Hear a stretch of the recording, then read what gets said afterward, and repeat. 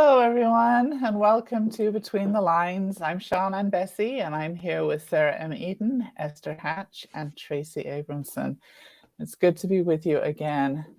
Today, we are going to be talking about our characters, and in particular, the character traits that we enjoy including in our books. So, recently, we all attended Storymakers Conference in Utah, and one of the presenters there was Jennifer Nielsen. And I'm assuming that most of our listeners are familiar with Jennifer. She is a phenomenal writer, and she's the author of, among other books and series, the False Prince series, which I read many years ago and loved. Anyway, during one of her classes, when Jennifer was presenting, she admitted that almost all of her heroines have one characteristic in common, and that is courage. Courage is really important to Jennifer, and she puts it in her books. And I just thought that that was so interesting, that this quality that is so important to her is something that she likes to share through her fiction. So I wanted to ask you, as I've been pondering this, I know we all have a goal to write uplifting books, and we want our readers to feel something through our books. So is there a specific character trait that you feel so strongly about that you see it reoccurring in your books? I think for me, probably the main one is honesty. Like it always seems like that is a big thing for all of my characters. But another one, and somebody else's, like other people have mentioned it to me, and I'm like, okay, I can totally see it, was patriotism. Because, Yeah. having that background from the CIA and working so close with the military for so many years, I think that just seeps through, even though I didn't realize it did. Yeah, I love that. And I can totally see that in your books. I think for me, it's kindness. I just feel like there are too many people in the world who don't experience enough kindness. And so if I can bring some of that through my books, through my writing, then it's, I don't know, kind of a gentleness that can come through. Yeah, just like you say, you can see the honesty and patriotism in Tracy's. I see kindness in yours too. Like as you're talking about, I'm going, yeah, that's totally Sean's books. Yeah. Yeah.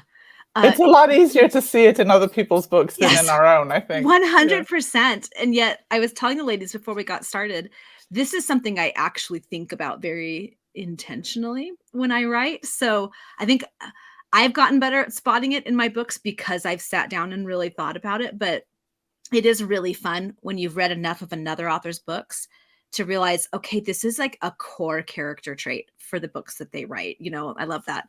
For me, I think the one that threads through probably every book I've written is characters who are hopeful, characters who either have hope or who are striving for it, like someone to whom that's really important. Regardless of their circumstances, regardless of their struggles, if I can have a character who is at least hopeful, I feel like that is a driving force behind not just the characters I create, but the decisions they make, which means it also is a core part of the plots that I write, because that is one of their motivations. So yeah, characters who are hopeful, that's, I think, one of my big core character traits. And I think that's one of the reasons why people love your book so much. Oh, yeah. I was going to say, it's so fun to hear what everybody says, because I totally see it and see why people love your books. Like it's such like important things that are core parts of our books. I think I am going to claim being a little bit like Jennifer Nielsen. I feel like mine is probably bravery, which is kind of close to courage. So I will take that any day to like emulate her any day. So I just feel like bravery, at some point, all of my characters have to choose to be brave. And so I think as I thought about it, that was the one I picked that I've definitely thought about it before, but it's fun doing it in this format of like I usually think about it individually for books versus like what do all of my books have? And I think most of them have that. Yeah. Oh, and I love that. I love that. So So do you think that those particular character traits or qualities are things that you look for in a book that you read as well? For me, as I was thinking about this a little earlier, unlike Sarah, I haven't actually thought this through before. And so I had this aha moment where I thought, I've always really struggled with books where the main characters are snarky. And so my aha moment was, that's because I like kind people. I like kind characters. I don't like the ones that are snarky. And so anyway, I think that's going to actually affect me now that I've cognitively made that connection. It's just really interesting what so many of these things you do subconsciously. Yeah. I had to think about this too. I'm like, do I search out that type of book? And I don't know. I don't know that I search it out so much, but I probably do like the books better when they emulate that. And I think part of that comes from the fact that I do like characters that choose their own path. And usually that takes some bravery. I think even quiet characters can be brave and need to be brave, because I think a lot of you guys picked traits that you are great at, and I don't know that I'm great at bravery. And so like, I think that's also part of the reason why I enjoy reading about people who are brave. I enjoy writing people who are brave, because sometimes I feel like I walk around the world a little bit scared. So yeah. Well, you have a good facade, because I would never have guessed that. Right. It's my trick. It's that fake it till you make it, right? I mean, that's what we got going on here. Yeah, I think with me, I tend to like characters who, again, it kind of comes to that kindness. People who care about others, like that'll go out of their way to help somebody else. And sometimes it's somebody that's their journey, is to go from I'm totally self-centered to finding a way to care about others. I'm fine with that, but I do want to see that characteristic at some point in the book, or that's just kind of what I lean toward. Yeah, I think, like you said, sometimes those character traits that we love in characters aren't there when we first meet those characters. But for those of us to whom it's kind of an important character trait, seeing them working on it or developing it endears you so much to those characters, because you think, okay, here they go. And I think that's what I'm drawn to most when I read books, is characters who are trying to be better or do better, that they actually want to be a good person or a better person, or they want to work on the things they're struggling with. I think the types of characters I struggle with the most are those who, I don't know, don't have any desire to improve as a person. Right. And because the books I write and the books I love most to read are very character driven, I think I struggle if I don't feel like the character is trying to grow and improve. And as Esther was talking, I thought, that's actually my phone. Okay. It's all right. It wasn't me. I'm not calling you. It was me this time. As Esther was talking, I kind of had a moment where I thought, this actually makes so much sense from the viewpoint she was looking at it. And I think what we love to see in characters we're reading or writing about are characters who either have the traits we wished we had or wished we had more naturally, or the things we work on as characters. I think we love to see characters becoming what we'd like to become, but also struggling with the things that we struggle with. There's a connection that we feel there. So yeah, I think that's why I love characters who are working to be better, because I feel like that is what we're all doing in our lives, hopefully, trying to be better people in whatever way we need to improve. That's so true. I think that all of us, when we're reading, we want to see a reflection of ourselves in the character. We want to be able to connect. And that includes both that they have struggles, but also that they can overcome those weaknesses and find that happily ever after. I mean, we want it for ourselves, and we want to see it in the book. I mean, at least for all of us, we all like happily ever afters at the end. So, right. Yeah. I think writing romance, when we talk about bravery, I think you actually usually do have to be brave to make a connection with someone so deeply that you want to spend the rest of your life with them. Sure. I feel like for me, it's always been like a natural part of the writing romance genre is to give these characters this moment where they have to choose happiness. And so I think that's a lot where this character trait comes into my writing as to why it fits so well with my books and my style. It's because that romance aspect is so important to me in my books that that I like to have. Most of my characters have to go through a moment like that where it's not the easy path necessarily to fall in love, but it is the right one and the one that will bring them the most happy. So happiness. Yeah, I love that. And I think that we've all received similar comments about our books. For me, what makes writing worthwhile is when someone will come up to me and they will say that they had been going through a really hard time, or they had been sitting in the hospital next to a family member's bed, or they had just lost someone they loved, or what gone through a bad illness, whatever it is, and that reading one of our books has lifted them, has helped them. And I think a lot of that comes from the fact that we all try to write morally upright characters who are brave and who are kind, who are hopeful and are loyal, and all of those things that as humans we really crave to have those in our own lives and in the lives of those around us.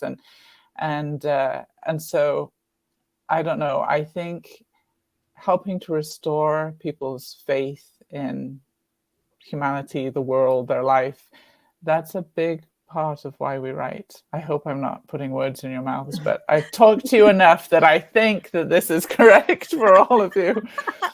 But on the flip side, in order to write a book that has any conflict, most of the time you've got to have some characters that aren't necessarily virtuous or lovely to have this conflict. In Tracy's books, we would label them the bad guy. The one we're always trying to find. The one we're always trying to find that she doesn't know the name of until the very end. So if you have to write a bad guy or a villainous character or someone that your readers aren't even supposed to like very much, how do you do that in such a way that it doesn't darken the whole book? Honestly, I think that's the hardest part of writing suspense. But I think one of the reasons why a lot of times people don't see mine as being quite as dark as a lot of other suspense authors is because I'm always looking at basically the hero is everyone is the hero of their own story, and that includes your villain. So your villain is doing whatever he's doing or whatever she's doing for a reason. And if you can kind of get to the core of, why are they? And it's rarely just a bad childhood. There's usually more to it. What is motivating them to move forward? And if you can get to the heart of that, you tend to have a more, like, you don't necessarily sympathize or empathize with the character, but you at least can follow that they have a logic and a pattern that they're following. So, and it's the same in life. If somebody offends you, it's half the time they just didn't realize they said it and it was taken the way it was. So it's like, what does that other person mean with their actions? So I just do that in my books, and which is why I never know who it is, because they're just acting like normal people, and I don't know why they're mean. Tracy's approach is villains in disguise. They all have brown bags on their heads. Well, every time I name one, I'm like, but what is he up to? Like, why is he doing what he's doing? And then it takes me the whole book to figure it out. So either way, I'm still stuck. Oh, yeah. If your characters would just talk to you. I know. Simplify they really everything. Need to be more conversive. I think for me, one way to have the overall feel that I like in the books that I write, even when I have quote unquote bad guy characters or villains or characters who aren't striving to be good people, is, I was going to say balance, but I think it's actually slight unbalance. You need not just the characters who are trying. You need not just, the good to balance out the not so good in your characters. But I feel like, for me at least, I want readers to walk away feeling like the good outweighs the bad. feeling like the power for a character that comes from being the kind of person we would want to be, gives them greater ability to overcome. That you walk away feeling like being good and striving and trying harder is going to outweigh the things that we struggle against and the things we strive against. So I think for me, the way I can include characters that don't fit that core character trait that I like is to make sure that the balance tips toward hope and the balance tips toward kindness and loyalty and bravery and those things that we do value. If the balance tips, then you can walk away from it feeling uplifted, even if not every single character involved fit what it was you're aiming for. Oh, that's so perfect. And I agree completely. I've had many people approach me and say, I've never read a Viking book that isn't just full of blood and gore and nastiness. And it isn't that there weren't nasty people in The Call of the Sea, but like you said, Sarah, you have to have the good outweigh the bad. You have to show that because you're a good person, ultimately you can overcome. And so if we don't have any bad, then our books are completely unrealistic because that's not real life.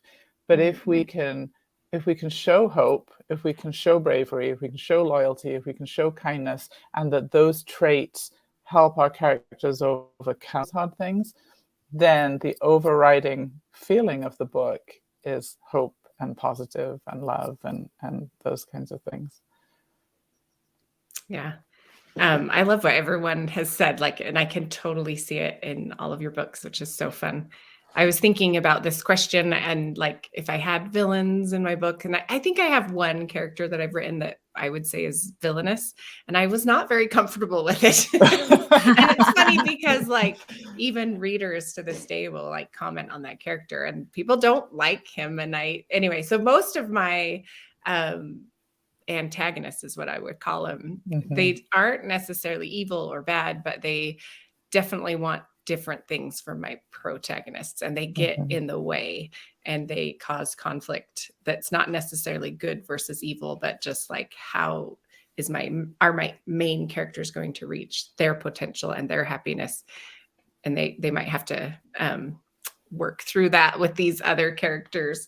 So I feel like overall my books don't have like a ton of like really negative characters as much as maybe I'm sure Tracy's too. So Tracy wins the trophy on that one. Yeah. It's all about the genre. Yeah, well, it's really bad when you can say you kill people for a living, but you can't say that in public because people might take it the wrong way. Like, oh my goodness. It's true. So we can also say, on the flip side, we could say, we use our words to uplift and entertain people. Doesn't that sound lovely? Yes, that's totally way a lot better than killing people. Go with that one. Go with that I know. I have to be careful who I'm talking to. Thank you so much for sharing that with us. And listeners, we would love to hear what your favorite character traits are. Let us know what you enjoy reading. Leave us a message on our Facebook or Instagram pages or in the comments on YouTube. And who knows, maybe some of those character traits will appear in some of our books. Thanks for listening this week, and we hope you'll join us again on Between the Lines.